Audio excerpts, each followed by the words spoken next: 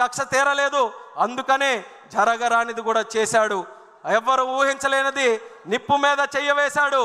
చంద్రబాబు నాయుడు గారి తాలూకా నాయకత్వాన్ని ప్రశ్నించే విధంగా అక్రమ కేసు పెట్టి 56 రోజులు జైల్లో పెట్టించాడు. అది ఆయన చేసినటువంటి అతి పెద్ద తప్పు. చంద్రబాబు నాయుడు గారిని రాజకీయంగా నువ్వు అరెస్ట్ చేశావు, ఏదో తెలుగుదేశం పార్టీ వాళ్ళే కదులుతారనుకొని నువ్వు అరెస్ట్ చేశావు. కానీ చంద్రన్న మీద చెయ్యవేసిన తర్వాత 70 దేశాలలో లక్షల మంది కార్యకర్తలు, తెలుగు జాతి అంతా కూడా కదలవచ్చి ఆయన తెలుగుదేశంకే నాయకుడు కాదు, తెలుగు జాతికి నాయకుడని దేశానికి ప్రపంచానికే నిరూపించింది మన తెలుగు జాతి అనేది కూడా ఈ సభాముఖంగా తెలియజేసుకుంటున్నాను.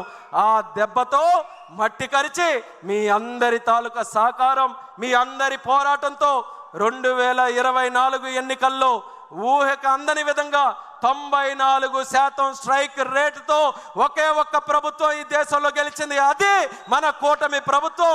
దానికి కార్యకర్తలకి, పైనున్నటువంటి నాయకులకి, అందరికీ కూడా ఎన్నో కేసులు పెట్టుకొని, కుటుంబాలను పోగొట్టుకొని, ఎన్నో త్యాగాలు చేసినటువంటి ప్రతి ఒక్కరికి కూడా ఈ మహానాడు వేదిక ద్వారా అందరికీ పాదాభివందనం తెలుగుదేశం పార్టీ కుటుంబ సభ్యులందరికీ కూడా తెలియజేసుకుంటున్నాం.